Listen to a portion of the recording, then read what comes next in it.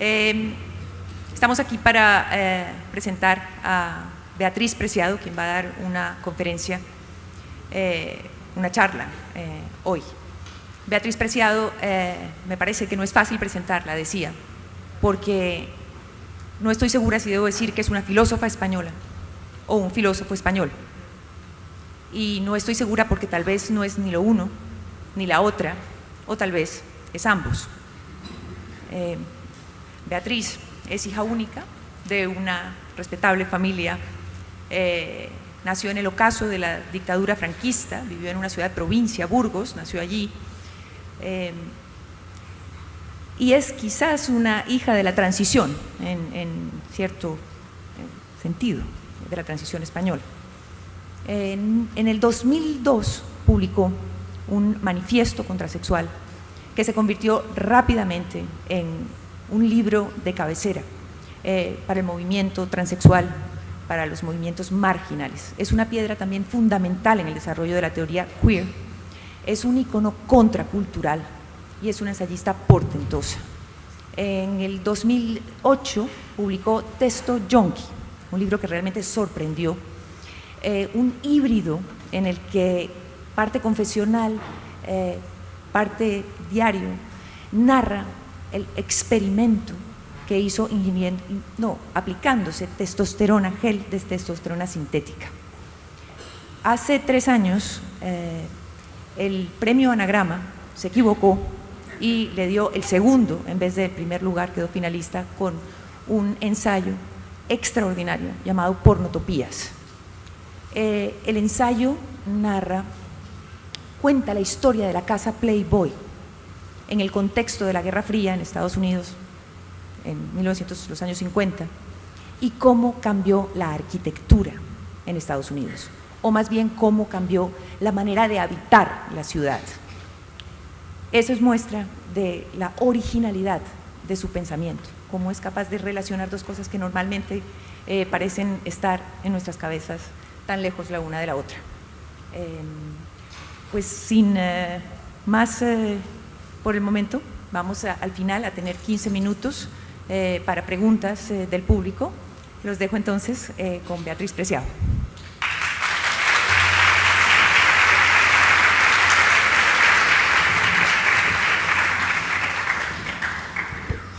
Hola, buenas tardes. Muchísimas gracias, Marianne, por la presentación generosísima. Es un placer inmenso para mí estar esta tarde aquí con ustedes. Tengo que confesarles que, bueno, vine a Cartagena, es mi primera vez en Colombia y no es lo primero que me impactó de Colombia, pero seguramente es una de las cosas que me voy a llevar, es una gripa fantástica, una gripe tremenda que me cogió hace un par de días y que me ha tenido en cama hasta prácticamente ahora, y he salido casi como un muerto viviente únicamente para encontrarme aquí con ustedes como en esta sesión de ultratumba suya y nuestra, ¿no? Pero bueno, ustedes son más fuertes y más bellos que cualquier virus de la gripe. Me resulta difícil imaginar una presentación, una conferencia o una charla. ¿No se oye? ¿No se oye por allá? Yo poco puedo hacer con respecto a eso, no sé si... ¿Me oyen bien? Ahora sí. Bueno, entonces tiene uno que agarrar el micrófono aquí de manera... Ah, ahora mejor, porque subieron el... Súbanlo. Que no, ando con poca voz. No, estamos bien, me agarro a este si quieres, ¿no? Bueno, les decía que me resultaba difícil imaginar hacer una presentación de mi trabajo, hacer una charla aquí con ustedes así de manera a bote pronto, ¿no? Casi les pillo aquí como por sorpresa, aunque seguramente no hayan venido tan por sorpresa, pero me digo, bueno, les voy a pedir que me acompañen en una cierta aventura intelectual hoy, y les agradezco que se sometan a este ejercicio conmigo aquí a las 5:30 de la tarde de un domingo. Como solo tenemos este encuentro, he pensado de manera un tanto ambiciosa, aquellos que ya me conocen ya saben mi carácter desbordante, no sé, espero tener tiempo para contarles todo lo que les quiero contar, ¿no? He pensado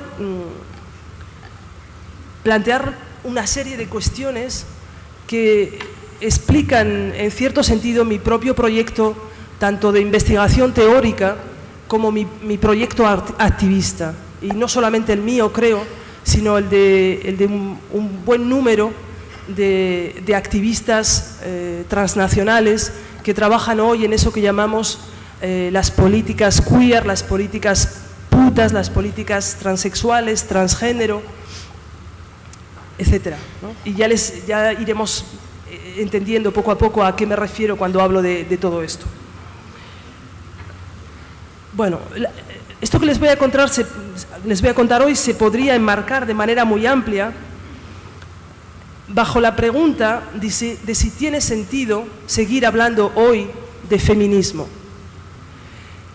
Y en el caso de que tenga sentido, y me adelantaré y les diré que creo que tiene sentido, ¿de qué feminismo tendríamos que hablar? ¿Cuál sería un feminismo hoy capaz de hacer frente a las formas específicas de producción, de control de la subjetividad sexual, racial, política, etcétera? Así que me voy a preguntar aquí con ustedes, ¿quién podría ser hoy el sujeto político del feminismo? Y les adelanto mi primera hipótesis, es que no creo que la mujer, si es que esto que se llama la mujer existe, no creo que la mujer sea o deba ser el sujeto político del feminismo.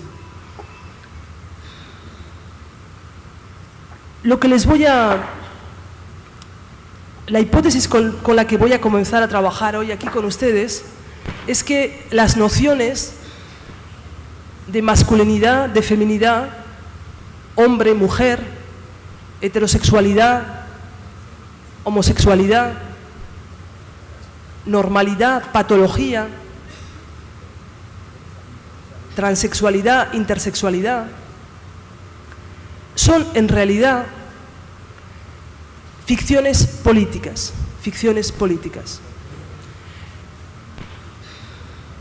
Claro que, ya verán, de momento, es decir, no se asusten, no salgan por la puerta diciendo, bueno, es decir, ya estamos en el grado de la locura, ficciones políticas, bueno, no se asusten porque cuando les digo ficciones políticas, evidentemente ustedes por ficciones están pensando a ese ámbito discursivo y de producción de imaginario del que se ha estado hablando aquí estos días en el High Festival,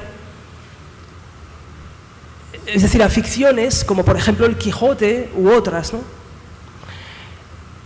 Bien, mi propuesta es que las nociones de masculinidad, de homosexualidad, de feminidad, de heterosexualidad, de transexualidad, etcétera, son ficciones políticas, pero a diferencia del Quijote, son ficciones políticas vivas, encarnadas, tienen la cualidad de su cuerpo. Dicho de otra forma, ustedes son, yo soy, esas ficciones políticas vivas.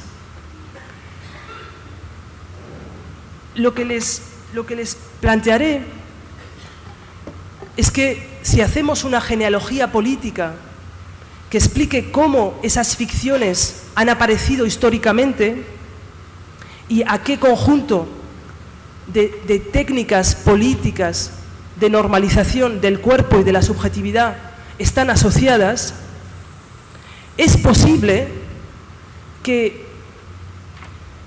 estemos en situación que debamos colectivamente rebelarnos contra esas ficciones políticas que nos constituyen, desidentificarnos críticamente de ellas y imaginar colectivamente otras ficciones políticas que no produzcan violencia, que no produzcan sistemáticamente formas de opresión y formas de exclusión.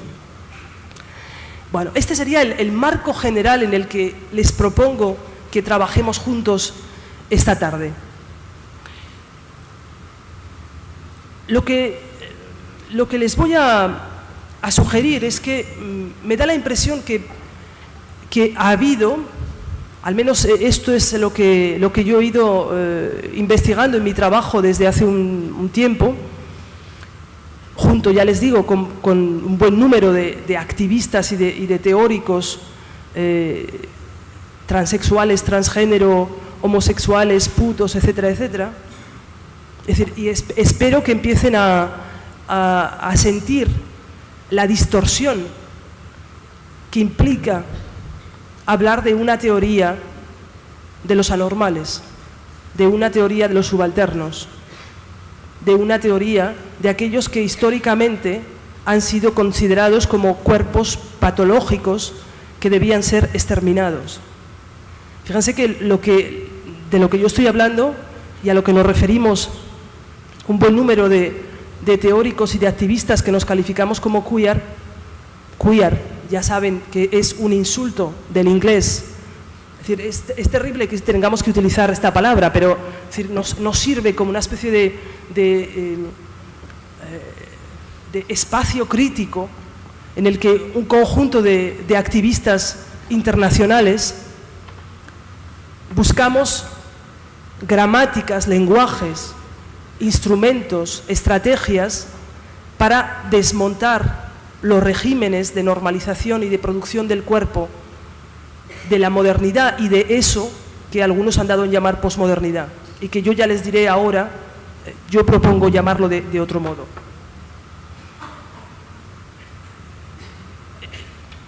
A lo que nos referimos, decía, teoría queer, y sé que en este lado del Atlántico y en el lado sur, la teoría queer hoy muchos la escriben no Q-U-E-E-R, sino C-U-I-R.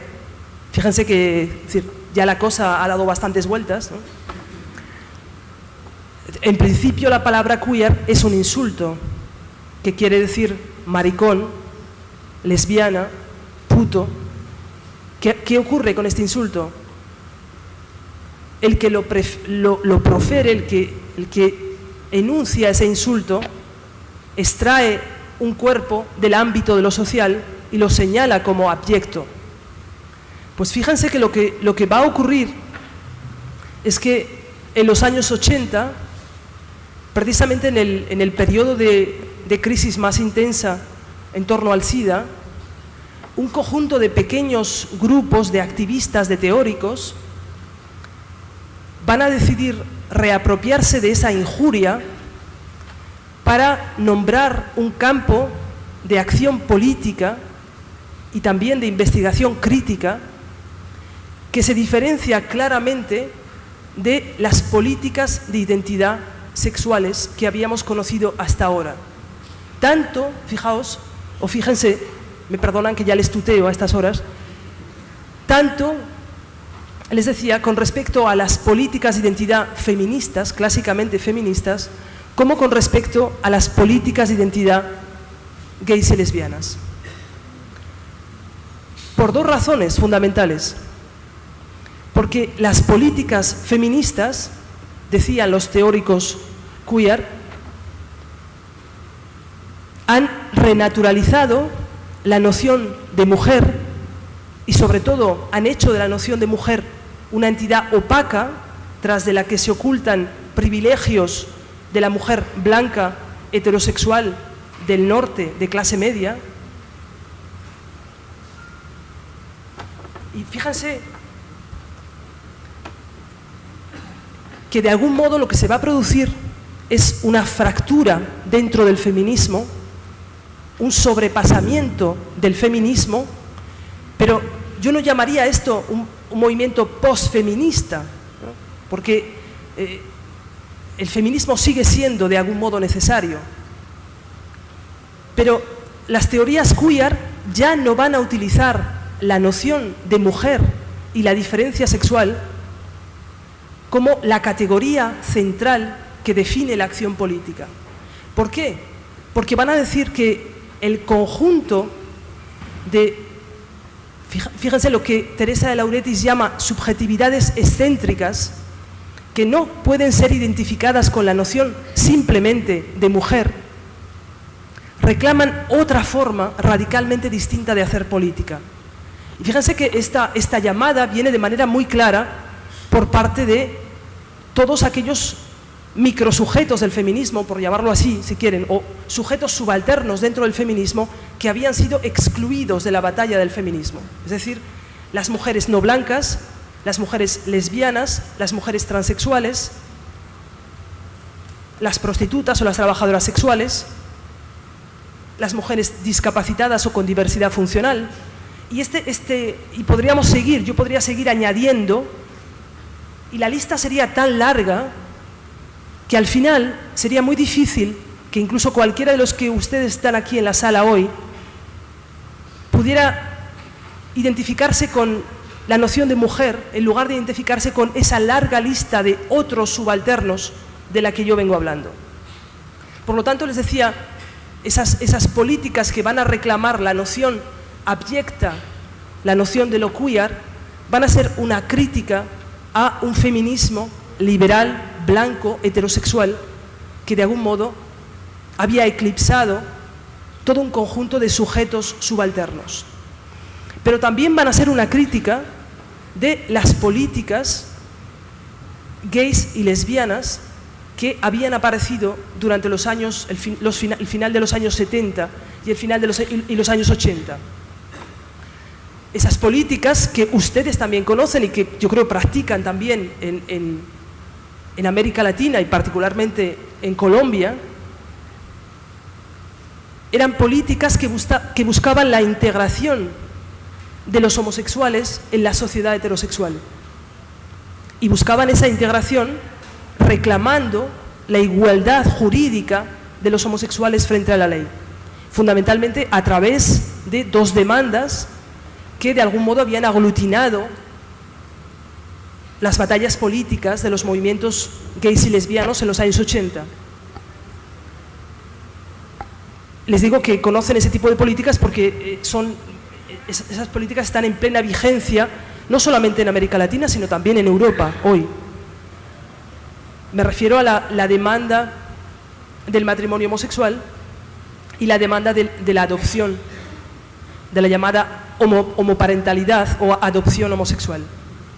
Bien, lo que van a decir las políticas queer, y en este caso, fíjense, con una relación, con una articulación con los discursos más radicales del feminismo de los años 70, es que es posible que tenga más sentido, por ejemplo,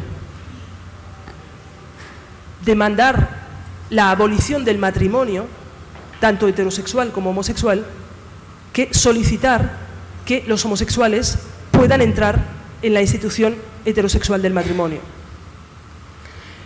Lo que van a decir las políticas queer es fundamentalmente que el ejercicio crítico y de resistencia es un ejercicio no de integración en la sociedad heterosexual, sino de crítica de la norma, Y la primera tarea en la que vamos a estar implicados un conjunto de teóricos y de activistas, y les digo entre paréntesis que hoy este movimiento del que yo hablo es tan absolutamente internacional que podríamos hablar de una auténtica internacional queer, como en su día se hablaba de la internacional comunista. Es decir, les digo que yo hablo constantemente con activistas y teóricos de todos los lugares del mundo, ¿no? Que de algún modo estamos elaborando instrumentos críticos, un nuevo lenguaje, una nueva gramática, para luchar colectivamente contra las formas, y ya les explicaré ahora, contra las formas de gestión y de producción del cuerpo sexual y de la sexualidad, no solamente aquellas que perduran y que persisten de la tradición cristiana, sino evidentemente también aquellas que han aparecido en la tradición científica de la modernidad y sobre todo las nuevas formas de control que van a aparecer después de la Segunda Guerra Mundial. Les digo esto para que se den cuenta que esta tarea no es una tarea solitaria de alguien que se levanta un día por la mañana y dice, bueno, me voy a poner a pensar un poco sobre estas cuestiones, ¿no? Es decir, yo me inscribo tanto como pensador como activista, me inscribo en la larga tradición de los pensamientos y de las prácticas subalternas, entre las que evidentemente está el feminismo, pero no únicamente el feminismo, también las luchas antiesclavistas, las luchas anticoloniales, los movimientos homosexuales, transgénero, transexuales, etc.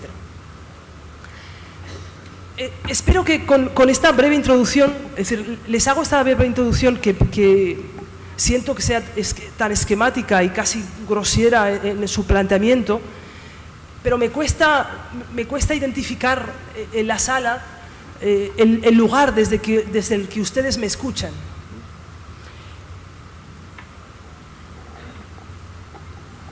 Una vez que les he contado esto, lo que querría hacer muy rápidamente es trazar una cartografía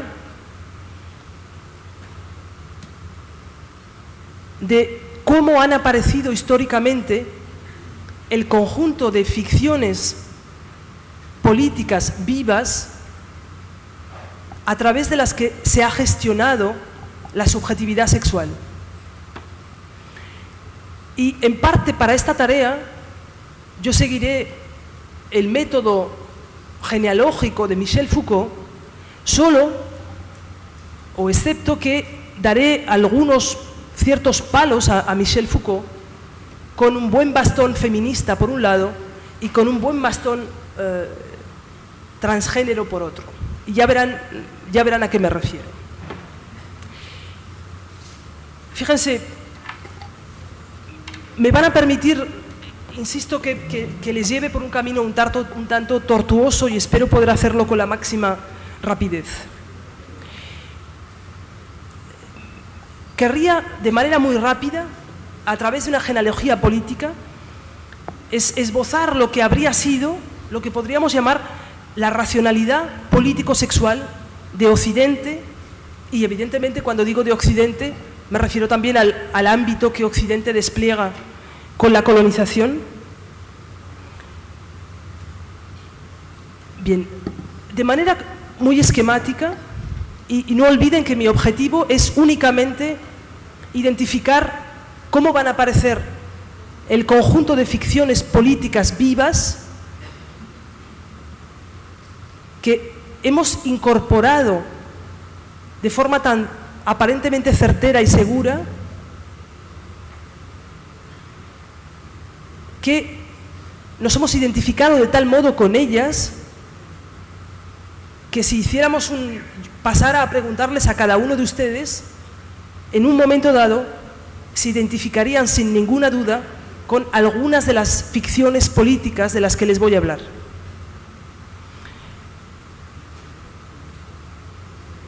En su análisis de la historia de la sexualidad y de la historia de las relaciones entre cuerpo, poder y verdad, Michel Foucault habla de un primer conjunto de relaciones que él denomina o identifica bajo el nombre de régimen soberano y que creo nos interesan de manera particular para entender cómo aparece la primera y probablemente la más compleja de desarticular, de deshacer, de deconstruir, de las ficciones políticas vivas con las que trabaja el activista y el teórico político contemporáneo, que es la masculinidad. La masculinidad. El régimen soberano, que si creemos a Foucault, y vamos a creerle de momento porque si no esto nos complicaría la tarde, el régimen soberano, dice Foucault, se extiende, es decir, empieza a quebrar evidentemente con los procesos de colonización a partir del siglo XV, pero en realidad se extiende más o menos hasta el siglo XVIII. Dice Foucault que lo que caracteriza al régimen soberano es que el poder soberano se expresa como poder de dar la muerte, como poder de dar la muerte. Es decir, el soberano es soberano porque tiene el poder de dar la muerte a sus súbditos. Les digo que hasta aquí sigo el análisis de Foucault, y ahí donde me separo de Foucault, o donde creo que es necesario poner alguna nota de pie de página crucial, me da la impresión, en términos estratégicos y de lucha política, a Michel Foucault, es porque lo que olvida Michel Foucault es que la figura política que encarna las formas soberanas de poder hasta el siglo XVIII no es únicamente la figura del rey, sino que es, de manera estricta y de manera corporal, el cuerpo del varón, el cuerpo del varón. Dicho de otro modo, hasta el siglo XVIII, y dentro de este régimen que podríamos denominar tanatopolítico o necropolítico, es decir, que se define por las técnicas de la muerte. ¿Y qué son las técnicas de la muerte?, dirán ustedes. Es decir, nada más obvio, es decir, el manejo y el uso de la violencia como fundamental técnica de gobierno. Lo que yo querría es que intenten pensar de otro modo la relación entre sexualidad y poder, Fíjense que lo que Foucault nos está enseñando es que el soberano es soberano porque tiene el monopolio de las técnicas de la muerte. Les pido que reflexionen sobre esta cuestión porque creo que es absolutamente crucial para entender, evidentemente, no solo cuestiones como las del feminicidio, sino también el conjunto de políticas y de geopolíticas en las que estamos inmersos.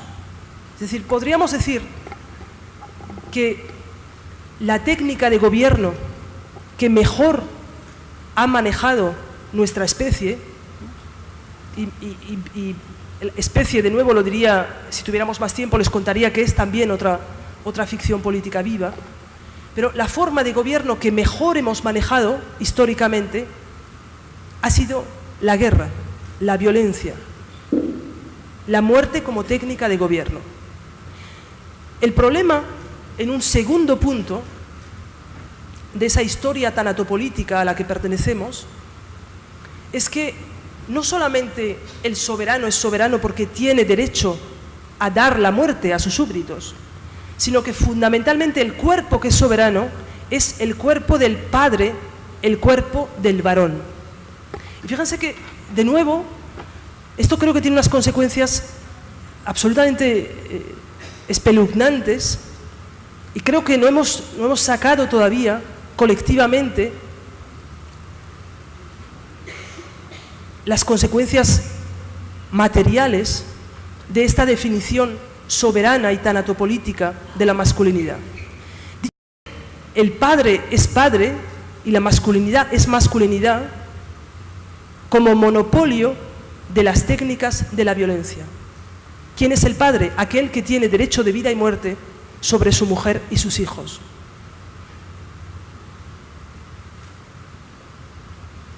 Y ahí encuentran la primera figura, la primera de las ficciones políticas vivas que inventa Occidente: la masculinidad tanatopolítica. Y cuando les digo esto, es decir, esto no es una... Evidentemente que ustedes saben que el ejercicio filosófico es un ejercicio crítico de invención de modelos argumentativos, eso lo saben, ¿no? Pero no solo yo, sino muchos otros filósofos contemporáneos trabajamos a través de una lectura crítica del archivo de Occidente, es decir, de los archivos tanto médicos, jurídicos, religiosos, mediáticos, etcétera, etcétera. Con esto les digo que no, es decir, que no tengo tiempo de contarles detalles, pero que esto no es una aproximación, sino que podríamos decir que realmente lo que define la masculinidad que inventa la modernidad occidental es el uso y el monopolio de las técnicas de la violencia. Fíjense que si leemos y estudiamos los tratados médicos anteriores al siglo XVI y XVII, la diferencia sexual, tal como hoy la conocemos, no existe. Es decir, de nuevo siento decirles, golpearles con este conjunto de hipótesis históricas de manera muy rápida, porque no tengo tiempo de desarrollarlas más. Pero fíjense que podríamos decir que el régimen soberano se acompaña de una epistemología del cuerpo fundamentalmente monosexual. ¿Qué quiere decir esto? Quiere decir que hasta los siglos XVII y XVIII solamente hay un sexo, el sexo del varón. Y me dirán ustedes, bueno, es decir, mujeres ha habido históricamente. Sí, pero la mujer era pensada, fíjense, en el discurso médico anterior a los siglos XVII y XVIII, la mujer, la anatomía femenina, el cuerpo femenino, era pensada como un cuerpo subalterno, una deformación de la anatomía masculina. Fíjense que, de hecho, para la anatomía anterior a los siglos XVII y XVIII, la vagina es un pene invertido. Es un pene invertido. El pene es el único órgano que tiene entidad ontológico-política. De ahí que, por ejemplo, palabras como testimonio, que seguimos utilizando, provengan de testículo. Porque solamente aquel que tiene testículo puede decir la verdad. Puede decir la verdad. Es decir, me perdonan porque no tengo mucho tiempo y quiero esbozarles una cartografía más amplia. Pero lo primero que querría decirles es que si intentamos hacer una genealogía política, y fíjense que la tarea a la que les estoy sometiendo es bárbara, porque les pido que me acompañen prácticamente en una genealogía de 20 siglos, ¿no? Pero de manera esquemática lo que sí querría es que pudiéramos entender la importancia histórica que tiene el hecho de que el cuerpo masculino y la masculinidad hayan sido pensados como el lugar de encarnación del poder soberano tanatopolítico. La consecuencia, o al menos en términos críticos y políticos, a la que yo les invitaría hoy, es que creo que estamos en situación históricamente de llevar a cabo un ejercicio de desidentificación crítica de la masculinidad. Dicho de otro modo, no veo cómo es posible que todavía haya cuerpos contemporáneos, en 2014, que sigan identificándose como ficciones políticas vivas con la noción de masculinidad soberana. Creo que, honestamente, se lo digo con todo el cariño político que les puedo tener, me parece una aberración. Es decir, ustedes saben que yo no me identifico como hombre o como mujer, pero no me identifico como hombre o como mujer porque me parece absolutamente terrible tenerme que identificar con una noción que pertenece, concretamente la de mujer, al discurso médico de los siglos XVIII y XIX, que legitima la subordinación histórica de eso que llama mujeres. Es decir, ¿por qué me voy a identificar yo con esta noción? Del mismo modo que les diré más adelante que tampoco me identifico con las nociones de homosexualidad y heterosexualidad, que son invenciones del discurso médico del siglo XIX, hechas para articular una diferencia entre normalidad y patología. Es decir, identificarse como mujer, identificarse como homosexual, sería hacer de cada lugar de encuentro una escena de reconocimiento clínico y jurídico. ¿Me siguen? Es decir,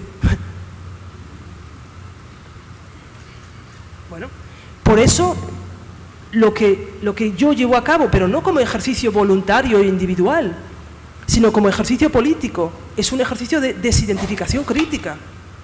Yo no creo que esas nociones puedan definir el ámbito de acción vital en el que yo existo, no creo. Y por eso les decía, es decir, aquí hablo ya no estoy hablando, no me dirijo ahora a aquellos o aquellas de la sala que se identifiquen tradicionalmente como mujeres, no, en este momento estaría dirigiéndome a aquellos a los que se les ha asignado sexo masculino en el nacimiento y que se siguen identificando como hombres. Y les diría, seguirse identificando como hombres es asumir la definición soberana y tanatopolítica de la masculinidad. Y les decía, evidentemente que creo que las consecuencias de esa definición soberana y tanatopolítica de la masculinidad son enormes y extraordinarias.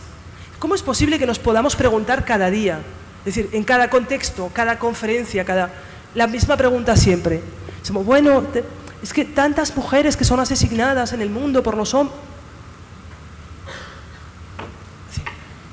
Basta, es decir, esto no es posible.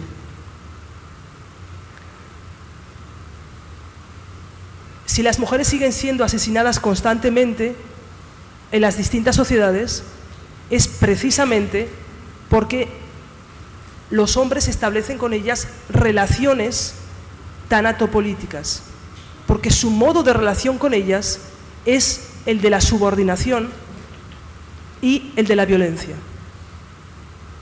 Evidentemente, ahora les contaré, moduladas históricamente por un conjunto de instituciones que más o menos han venido poco a poco a restringir la soberanía masculina. Y todavía estamos con esta historia de la soberanía masculina.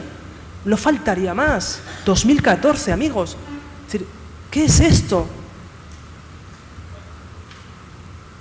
Es decir, todavía venimos oyendo la cantinela y me han sobrado 2 días leyendo El Universal, El Tiempo, etcétera, para ver que el discurso colombiano es tan conservador como el francés o el español, porque yo creo que ustedes a veces tienen la impresión que ustedes están peor que estamos en Europa, pero les aseguro que estamos muy mal en Europa, tan mal como aquí, con una emergencia extraordinaria del discurso de extrema derecha y de un discurso efectivamente masculinista y soberanista. ¿Por qué? Porque efectivamente aquellos a los que se les ha asignado sexo masculino en el nacimiento reclaman un uso soberano de su masculinidad.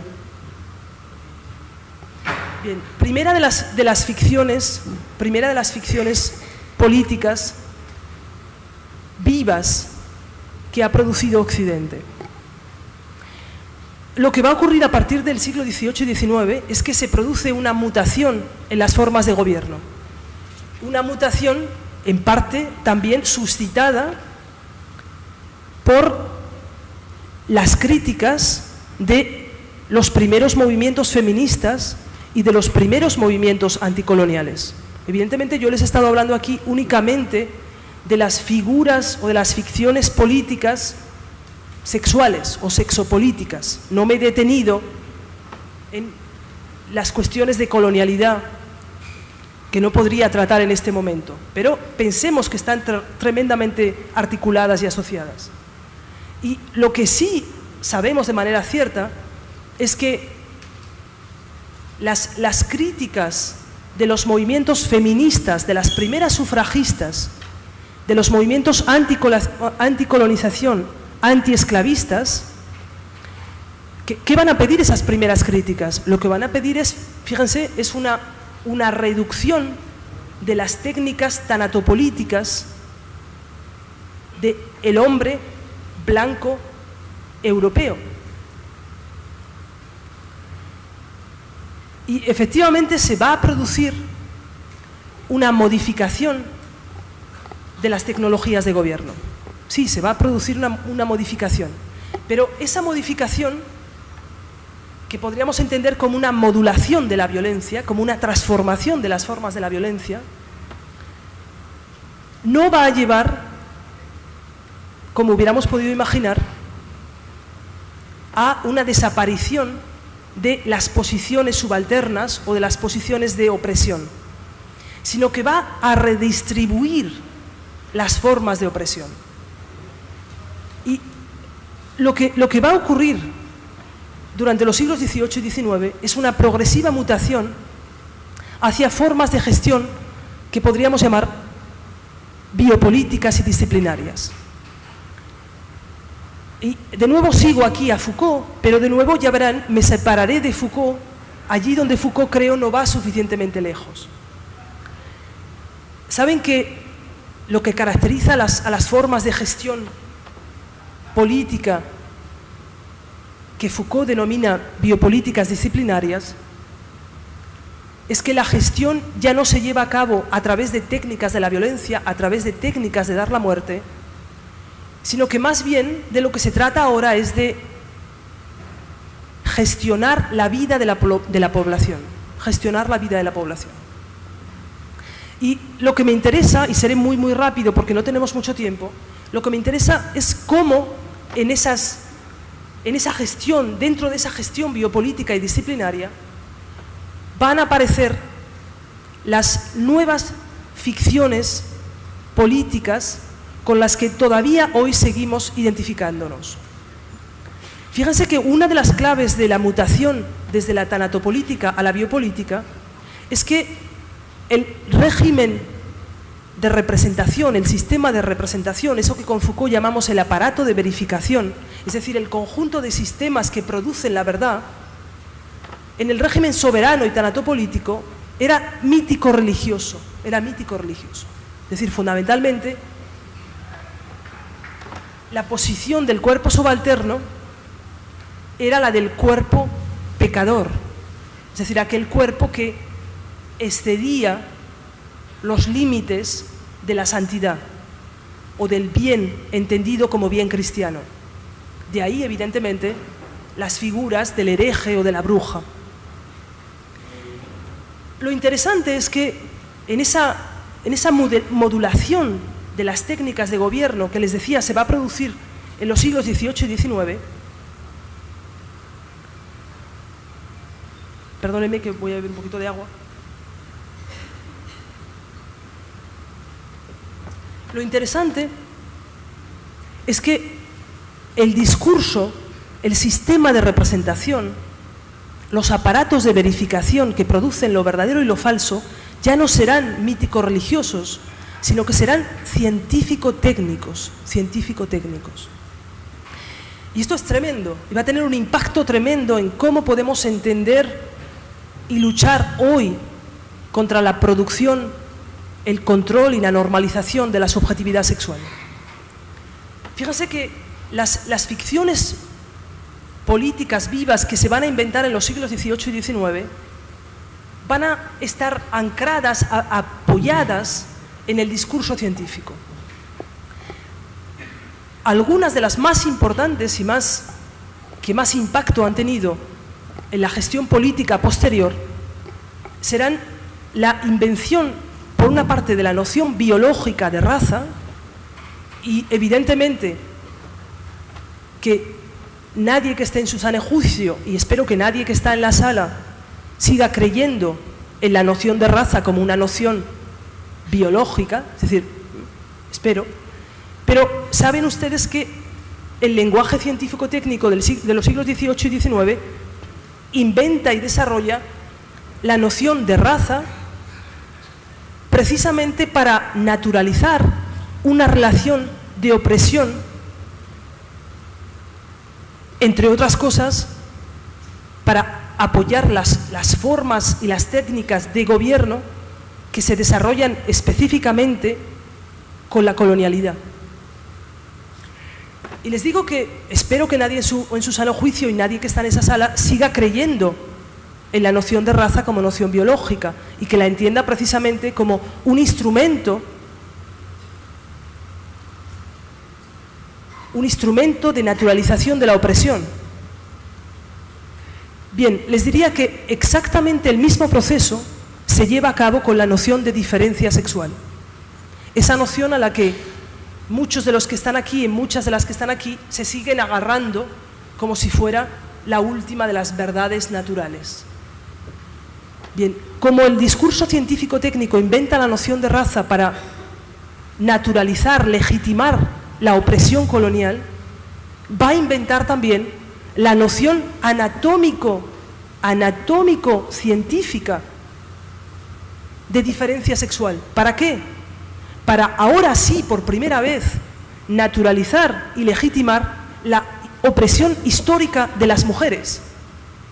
¿Y por qué? Fíjense, es absolutamente fascinante, al menos para el filósofo que trabaja con la historia, es fascinante darse cuenta que el modelo monosexual con el que Occidente había trabajado, en el que solamente había un sexo, va a entrar en crisis en los siglos XVIII y XIX, cuando los primeros movimientos sufragistas comiencen a pedir el acceso de las mujeres a las técnicas de gobierno. Fíjense que de esto se trata, es decir, cuando hablamos de políticas subalternas, de lo que estamos hablando es de cómo aquellos que han sido históricamente sometidos pueden acceder a las técnicas de gobierno, a las técnicas del cuerpo y a inventar sus propios sistemas de verificación, sus propios aparatos de producción de verdad.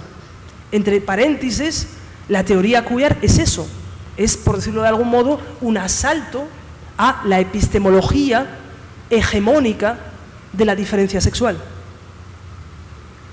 Ya sé que me están haciendo gestos gravísimos. Bien, les diré, bueno, a pesar de que yo tenía porque ustedes me quitaron la gripe, pero a pesar de esta gripe, bueno, yo me quedaría toda la tarde con ustedes, pero por lo visto hay otro evento preparado más tarde. Lo que sí querría decirles de manera muy rápida es que el discurso científico-técnico de la modernidad de los siglos XVIII y XIX no solo inventa las nociones de hombre y mujer, sino que inventa también las nociones de homosexualidad y heterosexualidad para establecer particiones, distribuciones de gestión de poder entre la normalidad y la patología.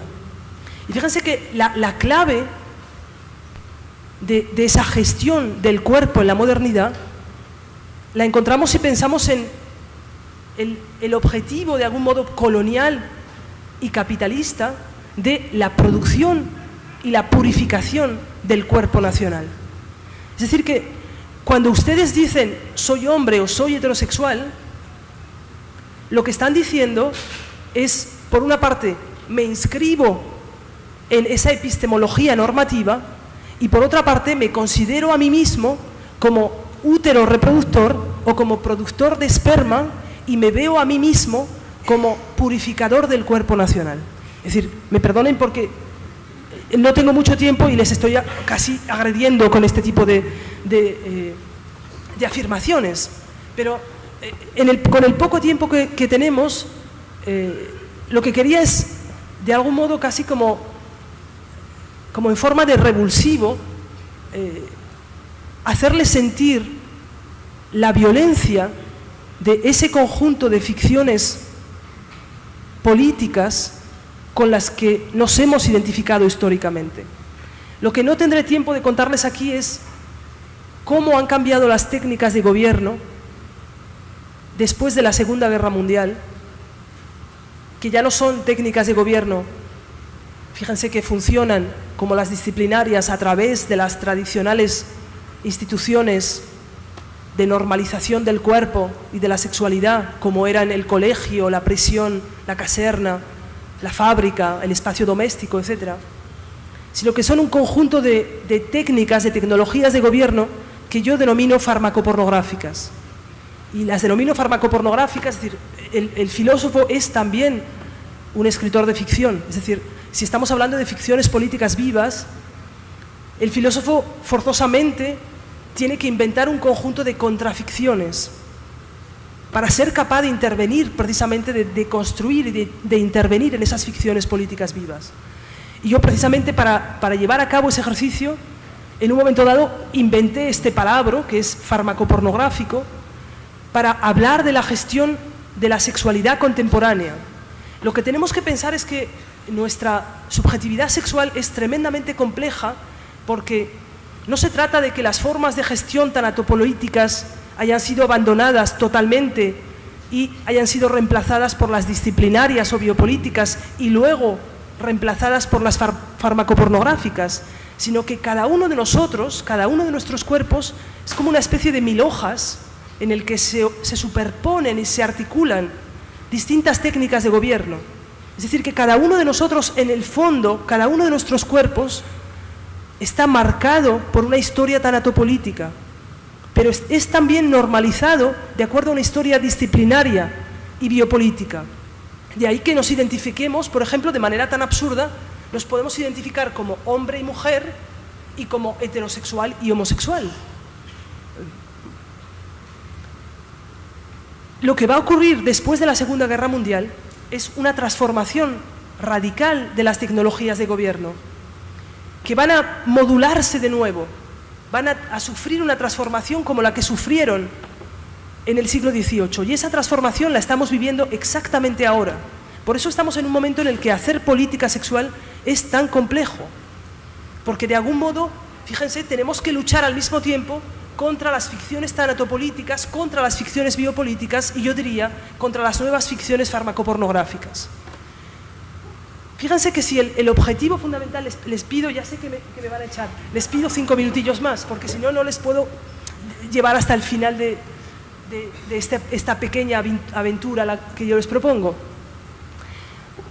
Si el objetivo fundamental de la biopolítica disciplinaria era la purificación del cuerpo nacional, la producción de un cuerpo productivo al servicio del capitalismo colonial y la purificación racial del cuerpo nacional, y de ahí que, fíjense, todo acto sexual debía ser un acto reproductivo.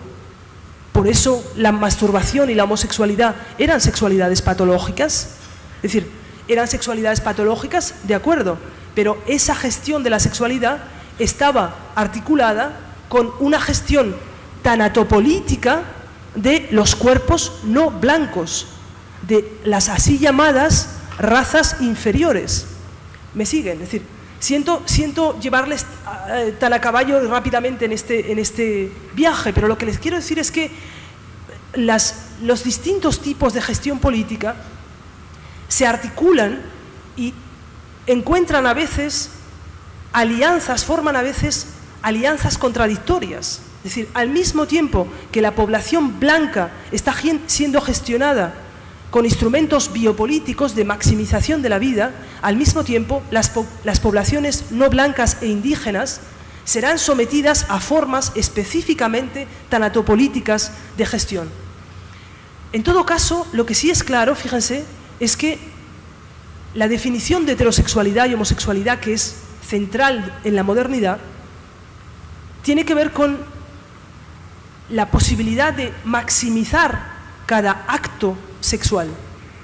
Es decir, que de algún modo, al mismo tiempo en el que se está llevando una industrialización del proceso de producción, se produce también en el cuerpo heterosexual una industrialización del proceso de reproducción.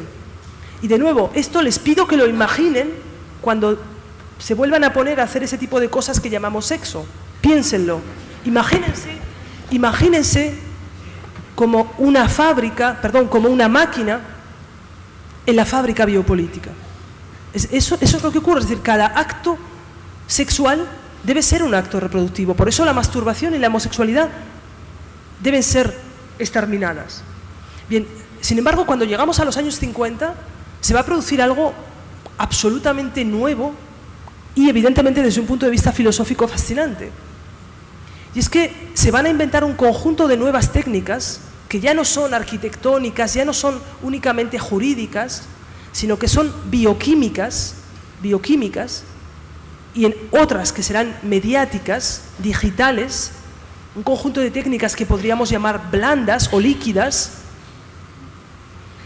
que van a transformar la estructura misma del ser vivo. Es decir, que fíjense que esa denominación de ficción política viva con la que hemos empezado esta tarea y esta aventura de esta tarde, cuando lleguemos a 1950, al momento en el que las tecnologías de la guerra que se inventan durante la Segunda Guerra Mundial se transforman en tecnologías de producción y de gestión de la población, bien, pues para ese momento ese conjunto de ficciones políticas pueden realmente, por primera vez históricamente, entrar dentro del cuerpo y modificar la estructura del ser vivo.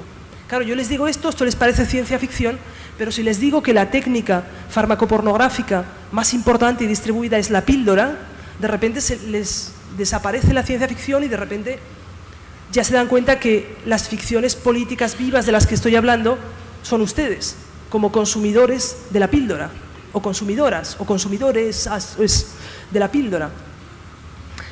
¿Por qué? Porque fíjense que la píldora es una técnica bioquímica, es decir, un compuesto hormonal que por primera vez separa heterosexualidad y reproducción.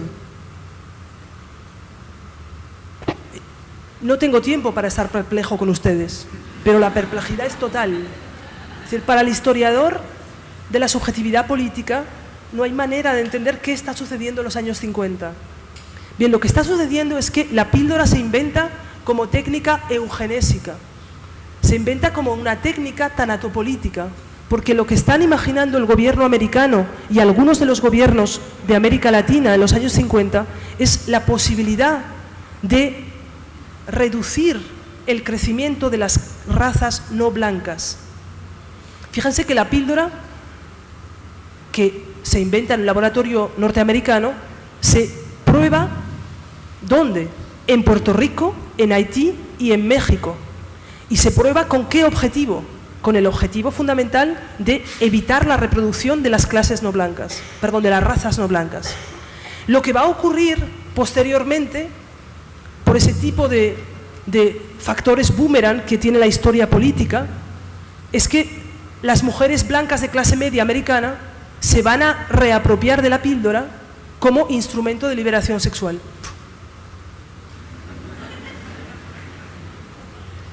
Bueno, pero seamos conscientes de la historia política en la que estamos implicados. Lo que está pasando, lo que está sucediendo en los años 50 es un trasvase del poder de gestión y de producción de la sexualidad desde las instituciones estatales hasta las corporaciones multinacionales. Ya no serán los estados los que van a gestionar la producción de la sexualidad, sino que serán Pfeiffer, Searle, Monsanto, etcétera, etcétera. Lo que va a ocurrir es que ya no será el discurso científico-técnico el que sea el sistema, el aparato de verificación, es decir, el conjunto de enunciados que determinan lo verdadero y lo falso. Ya no será la ciencia la que pueda decir qué es lo verdadero y qué es lo falso, sino que serán los medios de comunicación y el mercado financiero los que tendrán el poder de ser aparato de verificación. En este nuevo aparato de verificación, la heterosexualidad y la homosexualidad son nociones más o menos obsoletas. Las nuevas, a partir de los años 50, son la noción de género, que no la inventan las feministas, por Dios, es decir, cualquiera que esté en esta sala, al menos esto podríamos haber aprendido hoy. La noción de género no la inventan las feministas. Esto es algo con lo que yo tengo que luchar constantemente, porque siempre me encuentro algún reaccionario que nos dice: ustedes han inventado esta noción. Stop. La noción de género se inventa en un laboratorio pedopsiquiátrico. No sé si hay algo peor que uno puede imaginar, un laboratorio pedopsiquiátrico. Es decir, un laboratorio de psicología infantil, en el que, americano, de la Universidad de Johns Hopkins, un conjunto de médicos se dan cuenta de que hay una multiplicidad de cuerpos que no pueden entrar en el binario masculinidad y feminidad. Y, por tanto, lo que van a hacer es desplazar la noción tradicional, fíjense, científico-técnica del siglo XIX de sexo, la van a desplazar con una nueva noción que dicen, frente al sexo, que era inmutable, está el género, que se puede... ¿Cómo? A través de técnicas hormonales. Hormonales, esto no suena. Píldora. Mismo conjunto de ingredientes. No es la misma técnica, pero son el mismo conjunto de ingredientes. Y de técnicas quirúrgicas. ¿Qué es lo que está pasando en realidad? Lo que está pasando en realidad es que se está produciendo una crisis epistémica en los años 50 de la que no hemos salido todavía. Y es que el discurso científico-técnico se da cuenta de que el modelo de la diferencia sexual no puede subsumir la totalidad de los cuerpos. Y por eso, precisamente, de nuevo, les digo, no me puedo identificar con esa noción masculinidad y feminidad, porque esa noción es normativa, es una noción médica que exige violencia. Es decir, cuando su sexo les fue asignado en el nacimiento, lo fue en una escena clínica, en la que su cuerpo pasó de manera más o menos formal por lo que se denomina el protocolo John Money, que es el inventor de la noción de género. Ahí se determinó si ustedes tenían una protuberancia genital suficientemente pequeña o suficientemente grande. Ahí se determinó si se les iba a considerar políticamente como úteros reproductivos o como productores de esperma. Lo que el discurso científico-técnico descubre con pavor en los años 50 es que hay una gran cantidad de cuerpos, hoy sabemos que probablemente 4 de cada 1000 cuerpos, que no pueden entrar, fíjense, a través del protocolo Money, no pueden entrar únicamente en la noción de masculinidad y en la noción de feminidad. ¿Y qué es lo que van a inventar? La noción de intersexualidad, para hablar de la posibilidad de modificar el cuerpo de los bebés para reconducirlos hacia la masculinidad o la feminidad. Por tanto, y acabaría con esto ante no saben, es decir, hay un público está ahí tranquilo, pero es que aquí tengo uno. Esto no lo ven, pero yo lo veo en la periferia, ¿no? Tengo a alguien aquí con las rosas que dice, le voy con una rosa en la cabeza, no puedo más.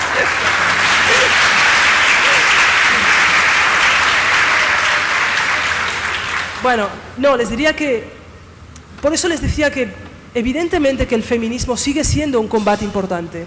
El feminismo como lucha contra las formas de ejercicio soberano y tanatopolítico de la masculinidad patriarcal. También el feminismo y los movimientos homosexuales contra las formas biopolíticas de producción del cuerpo, pero también, de modo muy específico, una lucha contemporánea de los movimientos transexuales, transgénero y queer, que lo que están haciendo es un llamamiento colectivo para que pongamos en cuestión las nociones de masculinidad y de feminidad que históricamente han producido y siguen produciendo tanta violencia. Así que lo que yo les invito, ya con esto acabaré, es a que se unan a ese proyecto político que yo denomino comunismo somático. Es decir, yo creo que el comunismo evidentemente fue un modo de leer la historia de la producción, pero lo que no se pensó fue la historia de las tecnologías reproductivas.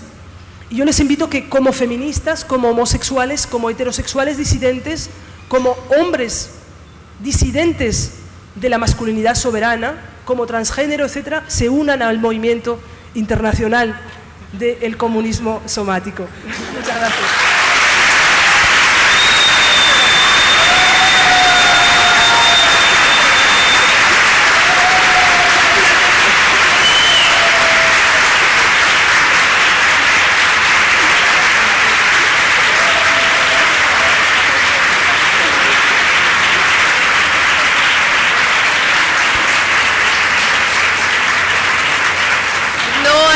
Para preguntas, desafortunadamente, pero Beatriz Preciado estará.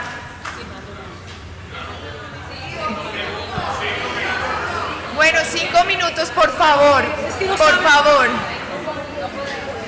Lo que sí les digo es que estaré firmando libros y respondiendo a las preguntas. Solamente una pregunta, por favor.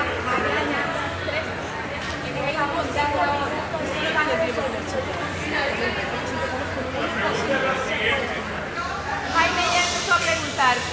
Les pido, por favor, 5 segundos. Jaime, entonces, por favor. La hipersexualización de las redes digitales va a contribuir o no al comunismo somático.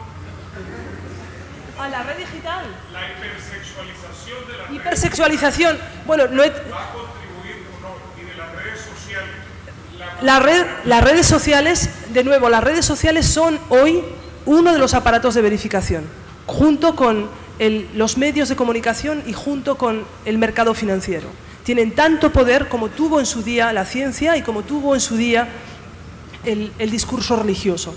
Por tanto, yo creo que son espacios evidentemente de distribución de lenguajes hegemónicos, de lenguajes normativos, pero son también espacios de lucha y de reacción. Yo creo que estamos en un momento, no soy un especialista de la red y además soy faceless, por ejemplo, no tengo Facebook, etcétera, etcétera, pero creo que estamos en un momento de relativa apertura del ámbito de las redes y del ámbito de Internet. Creo que este momento de apertura no durará mucho tiempo. Es probable que, como sucedió con los campos, la Internet también sea rápidamente vallada, digamos, ¿no? Cerrada por las corporaciones multinacionales. Pero yo creo que a día de hoy me parece que es uno de los espacios fundamentales de activismo y de acción política. La prueba que muchos de ustedes les he conocido ya por Internet y quedaré en contacto con ustedes, ¿no? Y perdónenme que no podemos hacer turno de pregunta y respuesta. Estaré allá afuera para hablar con ustedes.